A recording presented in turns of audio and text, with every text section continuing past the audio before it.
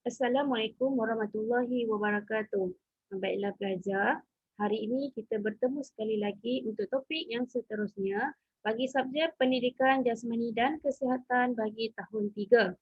Okey, untuk hari ini kita akan sambung unit 2 di mana kamu akan mempelajari tentang langkah berirama. Saya ulang, unit 2, langkah berirama. Okey, dalam unit ini kamu akan mempelajari 4 langkah pergerakan yang berbeza. Okey, di mana setiap pergerakan tersebut ianya perlu melakukan mengikut iramanya yang tersendiri. Jadi, mari kita kenali apakah 4 langkah pergerakan tersebut. Okey, pergerakan langkah lurus. Okey, pergerakan pertama yang saya katakan tadi, pergerakan langkah berirama yang pertama ialah langkah polka. Okey, ini adalah keadaan ataupun pergerakan ketika kita hendak melakukan pergerakan langkah polka. Okey, untuk pergerakan yang seterusnya ialah pergerakan langkah step close. Pergerakan langkah step close. Jadi, begini keadaan kaki apabila kamu ingin melakukan langkah pergerakan step close. Okey, langkah pergerakan yang seterusnya, yang ketiga ialah Scottish. Okey, dan yang keempat ialah langkah grapevine.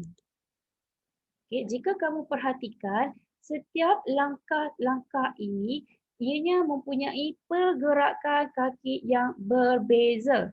Mempunyai pergerakan kaki yang berbeza. Jadi, pertama sekali, mari kita lihat langkah-langkah ketika kita ingin melakukan pergerakan langkah step close.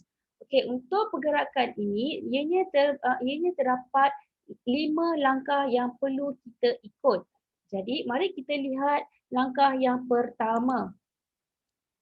Okey, apa yang kamu perlu buat ialah pertama sekali kamu perlu berdiri tegak dan merapatkan kaki. Okey, berdiri tegak dan merapatkan kaki. Okey, untuk yang kedua, langkah yang seterusnya ialah kamu perlu menggerakkan kaki kanan. Okey, jika uh, sebelum ini langkah pertama kita perlu rapatkan kaki, iaitu kedua-dua belah kaki. Apabila masuk langkah yang kedua, kita perlu menggerakkan kaki kanan.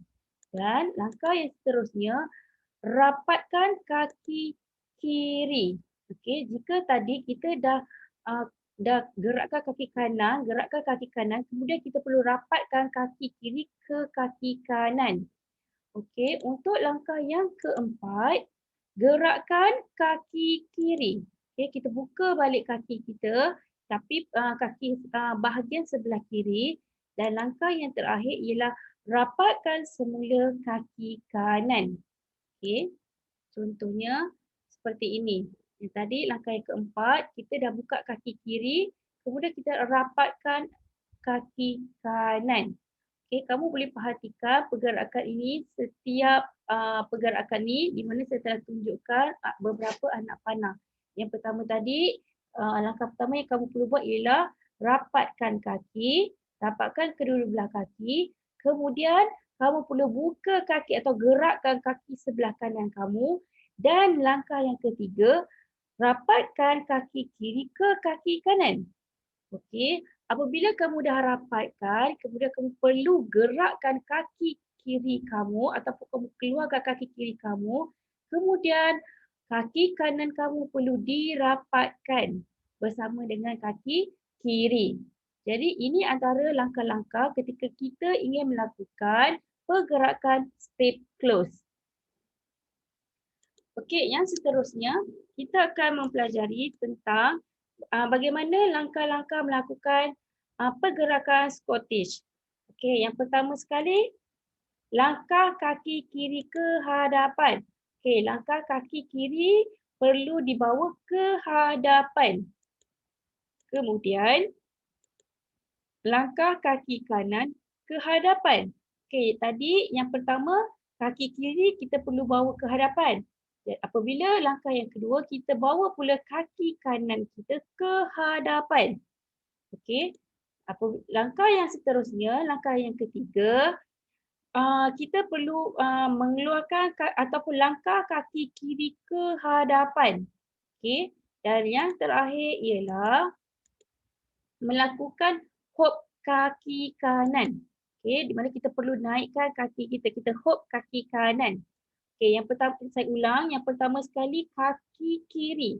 Kaki kiri perlu dibawa ke hadapan ataupun kita langkah ke kaki kiri dulu.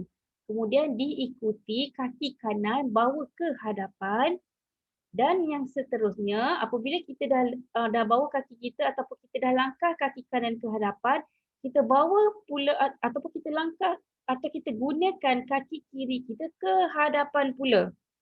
Dan kemudian apabila kaki kiri dah ke hadapan, kita perlu lakukan hop kaki kanan di mana kita perlu naikkan kaki kanan kita ke atas.